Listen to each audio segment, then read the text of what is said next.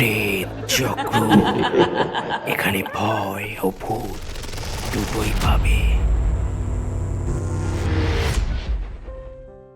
নমস্কার, তোমরা যে যেখান থেকে শুনছো সকলকে একসাথে স্বাগত জানাচ্ছি প্রেত চক্রের 117 নম্বর এপিসোডে। আমি শুভ রয়েছে তোমাদের সাথে। আজ সোমবার ঠিক বিকাল 6:30টায় তোমাদের জন্য দুটি সত্যি ভৌতিক ঘটনা নিয়ে হাজির হয়েছে। আজকে দুটি ঘটনাই কিন্তু বেশ অবাক করার মতন আর বেশ ভয়ের ঘটনা।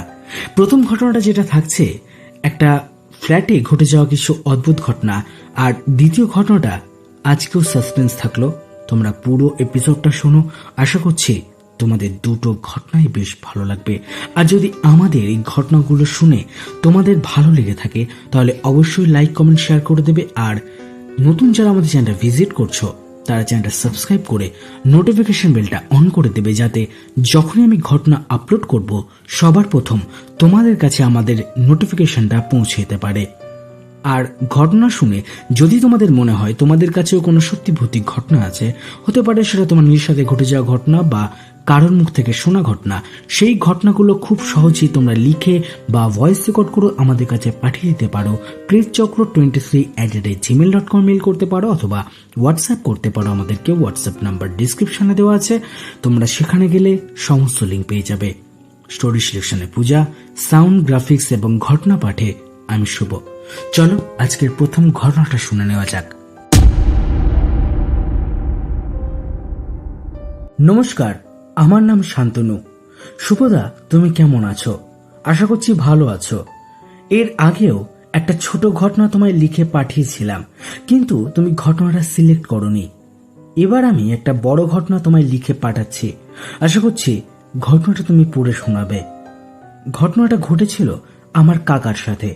কাকার মুখ থেকেই আমি পুরো ঘটনাটা শুনেছি, তাই কাকা আমাকে যেভাবে ঘটনাটা বলেছিল আমি তার ভাষাতেই ঘটনাটা লিখছি। আমার বাবারা দুই ভাই। আমার বাবা বড় আর কাকা ছোট। যখনকার ঘটনা, কাকা তখনও বিয়ে করেনি। আমাদের একটা রেডিমেড গার্মেন্টসের দোকান ছিল। দোকানটা চালু করেছিলেন আমার ঠাকুরদা, তাই পারিবারিক সূত্রে বাবা এবং কাকা দুজনেই দোকানটা চালাতো। দোকানটা একদম মার্কেটের মধ্যে। বিক্রি বাটা বেশ ভালোই হতো। তোমরা দেখবে দুর্গাপুজোর আগে জামা কাপড়ের দোকানগুলোতে খুব ভিড় হয়, তাই বাবা আর কাকা দুজনেই একসাথে দোকানে বসতো। অন্য সময় বাবা সকালে আর কাকা বিকালে বসতো। যাই হোক, আমাদের দোকান থেকে বাড়ি ফিরতে অনেকক্ষণ সময় লাগতো, তাই বাবা আর কাকা দুজনে মিলে ঠিক করে নতুন একটা ফ্ল্যাট কেনে আর পুরনো বাড়িটা ভাড়া দেওয়া হয়। আমাদের নতুন বাড়ি থেকে দোকানে আসতে বাইকে সময় লাগতো ওই 15 মিনিট মতন। নতুন বাড়িটা 4 তলা, আমাদের ফ্ল্যাটটা 3 তলায়। সিঁড়ি দিয়ে উঠে একদম ডান হাতে। তখন আমাদের নতুন ফ্ল্যাটটা সবেমাত্র কেনা হয়েছে, কারোর সাথে তেমন কোনো পরিচয় হয়নি। এই রকম সময় আমার দিদা খুব অসুস্থ হয়ে পড়ে। তো দিদাকে দেখাশোনা করবার জন্য মা আমাকে নিয়ে মামার বাড়ি যায়। আমাদের নতুন বাড়ি থেকে মামার বাড়ি যেতে 8 ঘন্টা মতন সময় লাগে। বাবা আর কাকা দুজনে সারাদিন দোকানে থাকতো, আর বাবা রাতে দোকান বন্ধ করে মামার বাড়ি চলে যায় আর কাকা চলে যেত নতুন বাড়িতে। এইভাবে প্রায় 1 সপ্তাহ চলে।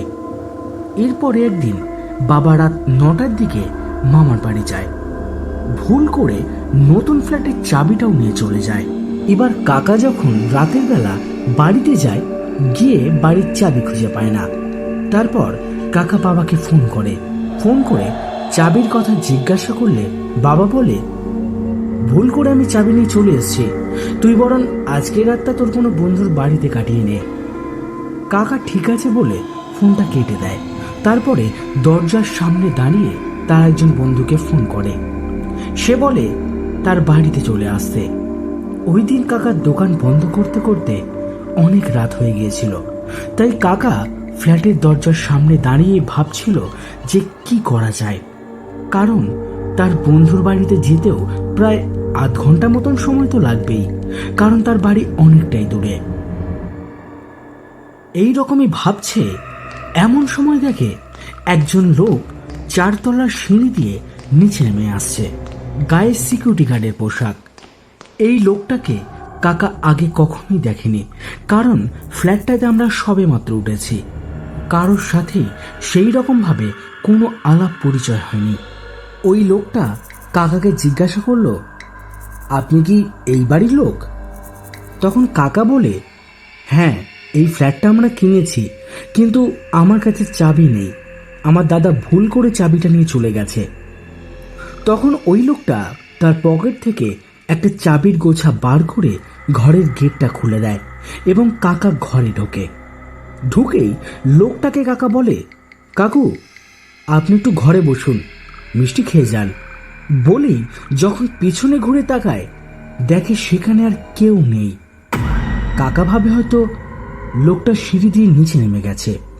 ওই মুহূর্তে কাকা খুব মিষ্টি একটা আতরের গন্ধ পায়। এতক্ষণ কোনো আতরের গন্ধই সেখানে ছিল না। কাকার মনে পড়ল ওই সিকিউরিটি গার্ড আসার পর থেকেই এই আতরের গন্ধটা সে পেতে শুরু করেছে।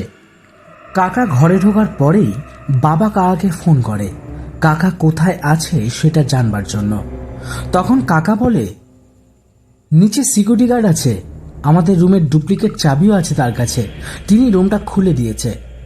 তখন বাবা বলে, ঠিক আছে, ওই সিকিউরিটি গার্ডের সঙ্গে দেখা হলে রুমের চাবিটা তুই তোর কাছে নিয়ে রাখবি, কারণ ঘরে তো অনেক দামি জিনিসপত্র থাকে, যদি কোনো বিপদ হয়ে যায়, সেই কারণেই বলছি। তো কাকা ঠিক আছে বলে ফোনটা কেটে দেয়। রাতের খাবারটা বাইরে থেকে এনেছিল, কারণ রান্না করার মতন কোনো লোক বাড়িতে নেই। কাকা তাড়াতাড়ি খাওয়া দাওয়া করে শুয়ে পড়ে।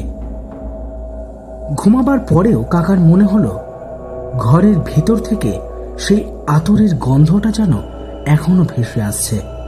প্রথমে গন্ধটা ভালো লাগলেও এখন যেন তার তীব্রতা আরো বেড়ে গেছে, ফলে গন্ধটা ভালো লাগার জায়গায় এখন বিরক্তিকর মনে হচ্ছে।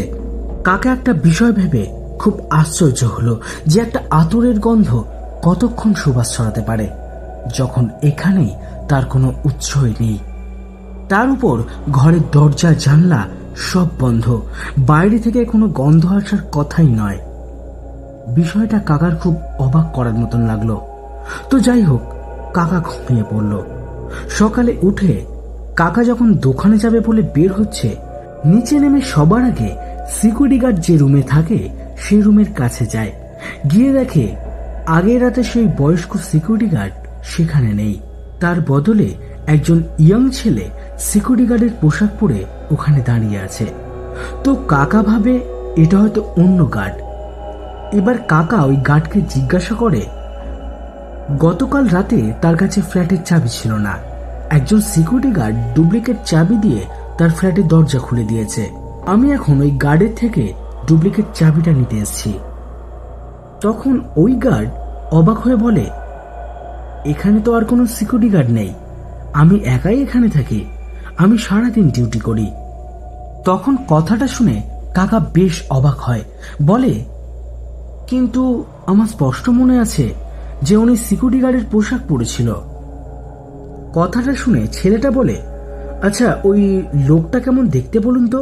কাকা বলে, বয়স ওই 55 বছর হবে, গায়ের রং কালো, ফ্রেঞ্চ কাট দাড়ি, আর দাড়িগুলো সব পাকা, আর উনি একটা বেশ মিষ্টি আদর ব্যবহার করেন। বর্ণনাটা শুনে ওই গার্ড ছেলেটি কিছুটা ঘাবড়ে যায় আর ফোন থেকে একটা ফটো বার করে কাকাকে দেখায়। কাকা দেখে বলে, হ্যাঁ, এই লোকটাই তো, ওনার কাছেই আমার ফ্ল্যাটের চাবিটা আছে, ওনাকে কোথায় পাবো?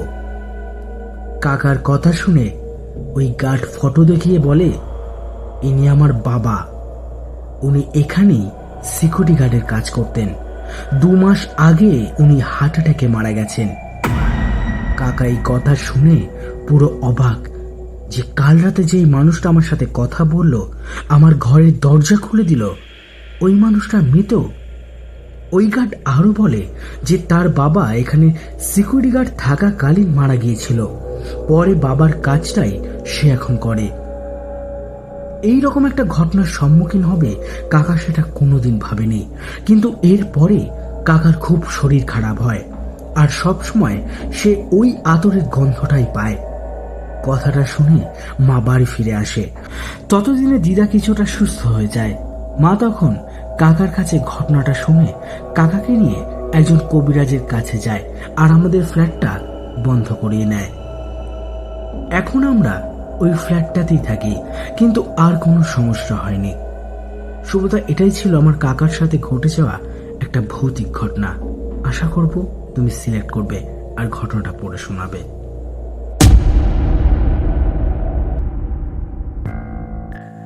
তাহলে কেমন লাগলো আজকের প্রথম ঘটনাটা?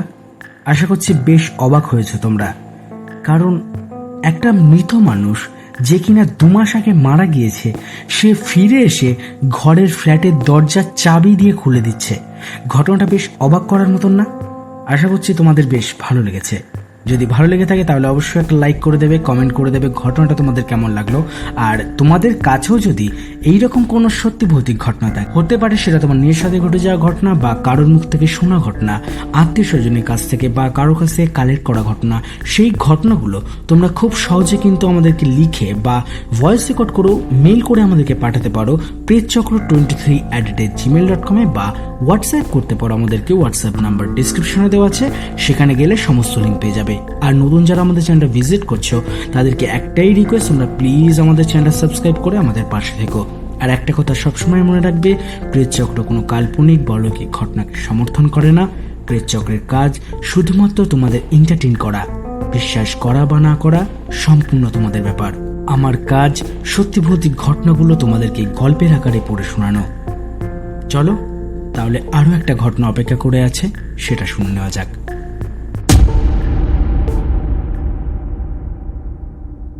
ঘটনাটা যখনকার, তখন আমি সবেমাত্র উচ্চ মাধ্যমিক পরীক্ষা পাশ করে নার্সিং কলেজে ভর্তি হয়েছি। পড়াশোনার জন্য কলকাতার একটা গার্লস হোস্টেলে থাকতাম। সময়টা পয়লা বৈশাখের 2-1 দিন পরে। কলেজের ছুটি পড়ে গেছে আরো 3-4 দিন আগেই, তাই আমার অন্য বন্ধুরা অনেকেই যে যার বাড়ি চলে গেছে। হোস্টেল প্রায় ফাঁকা বলতে গেলে। কিছু কারণবশত আমার আর আরো 2-3 জনের বাড়ি যাওয়া সম্ভব হয়নি। আমার ফ্লোরে গুটি কয়েক যে কয়জন ছিল তারাও সেই দিন চলে যাবে। লোক কম থাকায় আগের রাতে ওই ফ্লোরে যে কজন ছিলাম সবাই একটা রুমে ঘুমিয়েছিলাম। রাতে পড়াশোনা শেষ করে আমি অনেক রাতে ঘুমিয়েছি। তারা সকালবেলা আমায় ঘুম থেকে উঠিয়ে দিয়ে ঘর লক করে দিয়ে বাড়ির জন্য রওনা দিল। আমার ঘরের দিকে ফ্লোরটা এখন পুরো ফাঁকা। ওই দিন বেলাটা মোটামুটি কাটলো কোনো রকমে। মাত্র একজন ছাড়া ওই ফ্লোরের বাকি সবাই চলে গেছে। আমি যাব আর 2 দিন পরে। ঠিক করলাম আমি আর পাশের ঘরের একজন রাতের বেলা একসাথে থেকেই পড়াশোনা করব। সন্ধ্যার পর আমার সেই একমাত্র সঙ্গী তার জরুরি কাজের জন্য বাড়ি চলে গেল। আমি একাই পড়াশোনা করছিলাম। আমাদের ঘরের পাশে সেই ফ্লোরটায় টয়লেট। তখন রাত্রি প্রায় 2:30টা। হঠাৎ করে জুতোর আওয়াজ পেলাম, যেন কেউ একজন করিডোর বরাবর হেঁটে টয়লেটের দিকে গেল। মিনিট 5 পর একই পথে জুতোর খটখট শব্দ তুলে আবার ফিরে গেল। আবার কিছুক্ষণ সব নিস্তব্ধ, ঝিঝির ডাক ছাড়া আর কিছুই শোনা যাচ্ছিল না। কিছুক্ষণ পরে একই ঘটনার পুনরাবৃত্তি। কেউ একজন আবার হেঁটে হেঁটে এলো। এবার আমিও টয়লেটে যাওয়ার প্রয়োজন বোধ করে ঘর থেকে বেরোলাম। তাছাড়া একা একা লাগছিল, তাই কারোর সাথে কথা বলতে খুব ইচ্ছা করছিল। কিন্তু টয়লেটে অন্য কাউকে দেখতে না পেয়ে আমি খুব আশ্চর্য হয়ে গেলাম। ঘরে এসে দরজাটা ভেজিয়ে আবার পড়তে বসলাম। এর কিছুক্ষণ পরেই টয়লেটের দিক থেকে করিডোরের অপর প্রান্তের দিকে আবার কারোর হাঁটার শব্দ পেলাম। জানলায় পর্দা ঝুলছিল। আমি বিছানায় বসেই তার ফাঁক দিয়ে দেখার চেষ্টা করলাম যে কে চলাফেরা করছে। শব্দটা টয়লেটের দিক থেকে এসে আমার ঘরের দরজাটা পেরিয়ে করিডোরের অপর প্রান্তে চলে গেল, অথচ আমি জানালার বাইরে কাউকে দেখতে পেলাম না। আমার ঘরের জানলা পর্দা দেয়া হলেও তার ফাঁক দিয়ে করিডোরটা স্পষ্ট দেখা যায়। এতক্ষণ পড়ার জিনিস মাথায় ঘুরছিল বলে কি ঘটছে সেগুলো খেয়াল করিনি ভালো করে। হঠাৎ আমার মনে পড়ল, আমার ফ্লোরটা তো সম্পূর্ণ ফাঁকা। আমার একমাত্র সঙ্গী সেও বাড়ি চলে গেছে। নিচের ফ্লোরে দু একজন আছে, তারা এই সময় ওপরে টয়লেট করতে আসবে না, হাঁটাহাঁটি করতেও না। আমার সাথে দেখা করতে এলে দরজায় নক করবে, দরজার বাইরে হাঁটাহাঁটি করবে না, করলেও অন্তত তাকে জানলা দিয়ে দেখতে পাওয়ার কথা। তাহলে দরজার বাইরে যে হাঁটাহাঁটি করছে সেটা কে? এই সময় আবার করিডোরের ওপার থেকে কারো চলাফেরার আওয়াজ পেলাম। একই সঙ্গে অনুমান করলাম ওই জিনিসটা কোনো মানুষ হতেই পারে না। ওটা তাহলে কি? সেটা জানবার আর সাহস ছিল না। ওটা হেঁটে হেঁটে আমার ঘরের দরজা পর্যন্ত আসার আগেই বিছানা থেকে লাফিয়ে নেমে ভেজানো দরজাটা সম্পূর্ণ লক করে ছিটকানি তুলে দিলাম এবং জানলাটাও বন্ধ করে দিলাম। বিদ্যুৎ বেগে কাজটা সেরে এসে বিছানার চাদর মুড়ি দিয়ে শুয়ে জানলার দিকে গভীর মনোযোগে বাইরেটা লক্ষ্য করতে থাকলাম। সেই চলাফেরার শব্দটা এরপর মিনিট 10-15 ধরে আমার দরজার সামনেই ঘোরাঘুরি করতে লাগলো, ঠিক যেন কেউ পায়চারি করছে। সবচেয়ে ভয়ের ব্যাপার হচ্ছে সেই সময় জানলার বাইরে কাউকেই দেখা যাচ্ছিল না, অথচ তার পায়ের শব্দ শোনা যাচ্ছিল। এমনকি কোনো ছায়া পর্যন্ত দেখতে পাইনি। এভাবে কিছুক্ষণ চলার পর শব্দটা নিচে থেকেই থেমে গেল, যেন দূরে চলে গেল করিডোর বরাবর। আমি ভগবানের নাম জপ করতে করতে শুয়ে পড়লাম। সকাল হতেই দরজায় ঠক ঠক আওয়াজ, পাশের রুমের একটা মেয়ে। আমি বিছানা থেকে নেমে দরজার কাছে গিয়ে জিজ্ঞাসা করে জানলা দিয়ে ওকে দেখে শিওর হয়ে তারপর দরজাটা খুললাম। ওকে দেখে যেন ঘাম দিয়ে জ্বর ছাড়লো। তাকে রাতে সব ঘটনা বললাম। সবটা শোনার পর সে বলল, এইরকম ঘটনা আগে 3-4 বার ঘটেছে। আশ্চর্যের ব্যাপার, এটা শুধু তখনই ঘটে যখন কেউ সম্পূর্ণ ফ্লোরে একা থাকে, আর এটা রাত্রির 2:30 থেকে 3টের মধ্যেই ঘটে। অনেকেই চেষ্টা করেছিল রহস্যটা জানার, কিন্তু এখনো অব্দি কিছুই জানা যায়নি। তবে সেটা আর যাই হোক, কোনো মানুষ না, কিন্তু সেটা যে একটা অলৌকিক কিছু তার নিশ্চিত।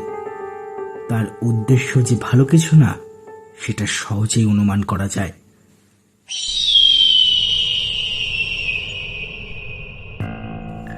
তাহলে কেমন লাগলো আজকে শেষের ঘটনাটা? দ্বিতীয় ঘটনাটা ছিল গার্লস হোস্টেলকে কেন্দ্র করে। আশা করছি দ্বিতীয় ঘটনাটা তোমাদের বেশ ভালো লেগেছে, ভয় লেগেছে। আশা করছি আজকের প্রথম ও দ্বিতীয় ঘটনাটা দুটোই তোমাদের ভালো লেগেছে। তাও তোমাদের কোন ঘটনাটা বেশি ভালো লেগেছে সেটা তোমরা চাইলে কমেন্ট করে আমাদেরকে জানাতে পারো। আর তোমাদের কাছে যদি এরকম কোনো ঘটনা থাকে, সেই ঘটনাগুলো খুব সহজে লিখে বা ভয়েস রেকর্ড করে আমাদের কাছে পাঠাতে পারো। সেই ঘটনাগুলো আমরা চেষ্টা করব পরের এপিসোডে তোমাদেরকে পড়ে শোনানো। আর আগের এপিসোডে যারা যারা ভিডিওতে কমেন্ট করেছিলে তাদের নামগুলো আমি এই এপিসোডে পড়ে শোনাচ্ছি না, চেষ্টা করব পরের এপিসোডে সবার নাম একসাথে পড়ে শোনাতে। আর একটা কথা সবসময় মনে রাখতে হবে, প্রেতচক্র কোনো কাল্পনিক ঘটনা বা অলৌকিক ঘটনাকে সমর্থন করে না। প্রেতচক্রের কাজ শুধুমাত্রই তোমাদের এন্টারটেইন করা, বিশ্বাস করা বা না করা সম্পূর্ণ তোমাদের ব্যাপার। আমার কাজ হলো ভৌতিক ঘটনাগুলো গল্পের আকারে পড়ে শোনানো। আশা করব তোমরা আমাদের সঙ্গে থাকবে। তাহলে দেখা হচ্ছে পরবর্তী নতুন এপিসোডে বৃহস্পতিবার ঠিক বিকাল 6:30টায় নতুন নতুন কিছু ভয়ঙ্কর ঘটনার সাথে। ততক্ষণ তোমরা ভালো থেকো, সুস্থ থেকো আর প্রেতচক্রের ঘটনাগুলো শুনতে থেকো। নমস্কার।